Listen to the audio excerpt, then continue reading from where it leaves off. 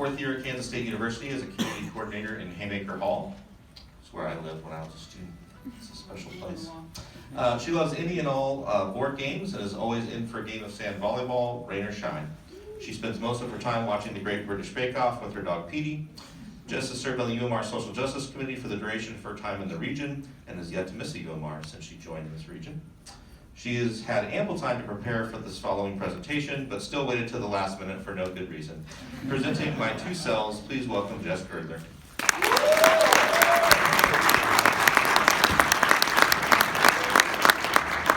Can you all hear me okay, if it's here?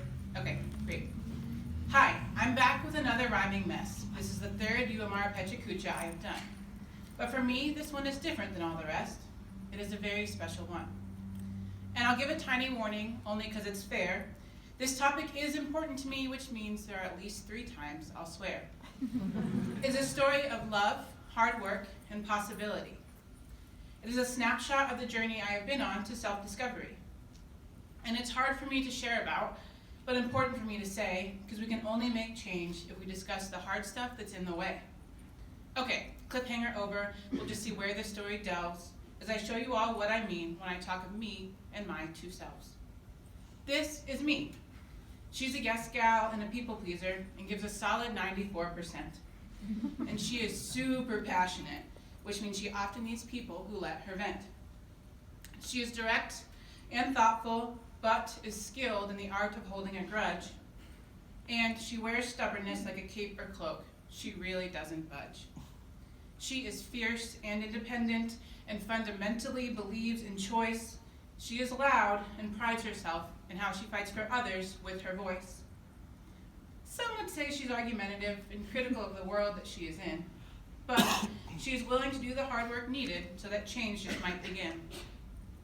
And holy shit, she swears too much and has too many battles that she picks. And she also will make a point over and over and over until she knows it sticks.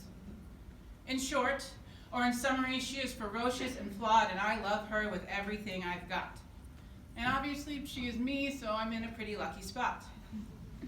Now, this is where it gets a little tricky, because this is self number 2. She is likely more recognizable as me to most of you. That's me and my other self 130 pounds ago. And there are some important things about her that I want you all to know. She's a yes gal and a people pleaser and gives a solid 94%.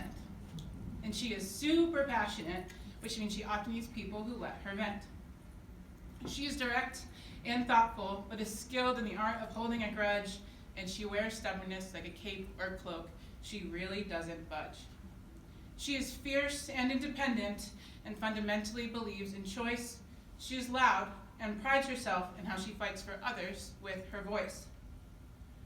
Some would say she's argumentative and critical of the world that she is in, but she is willing to do the hard work needed so that change just might begin.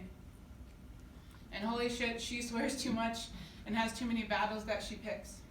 And she also will make a point over and over and over until she knows it sticks. In short, or in summary, she was ferocious too. And I ask my body quite often, how come I couldn't love her like I now love you? It's a complicated question, with answers that are somewhat bad and good, and it's a part of this journey that I've been on, which I haven't fully understood.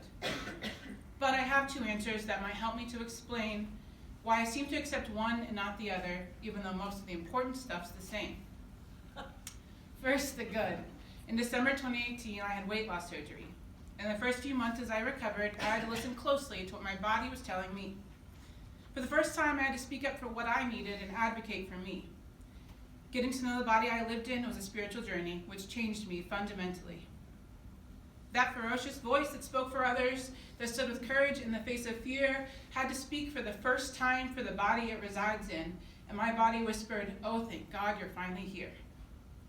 So the reason I love this body now more than I ever did before is because I've embraced the time it takes to know and care for her as spiritual practice, not a chore.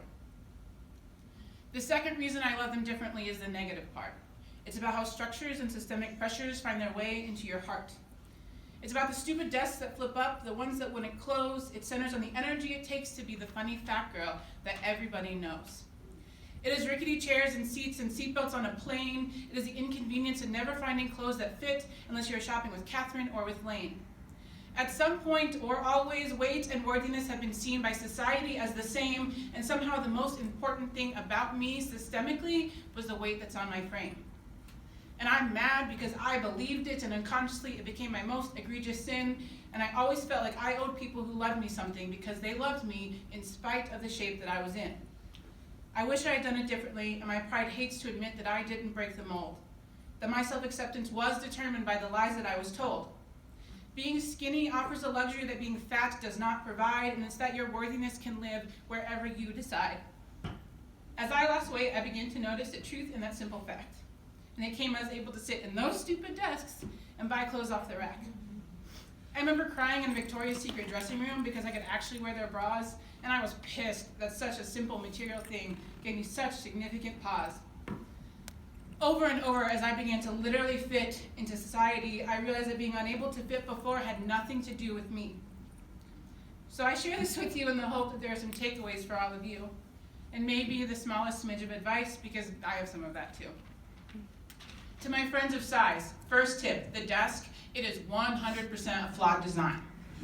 And for every space that you have to fit into one of those, know that your brain and your heart fit just fine. And go get a different chair or raise hell about the space. Your access and comfortability do not come in second place. And speaking of space, take the space you need or want, every fucking inch. And if you can find the courage I couldn't, use your voice for you. Don't budge, don't move, don't flinch. See, all of you belongs here and should have a spot. And while your weight can fluctuate, your worthiness should not. If you are not or have not been of size, you can't know what I'm talking about. But this is a chance for you to use your privilege to help your peers and comrades out. Don't make worth conditional. Don't love in spite. Instead, see worth inherently and love with all your might.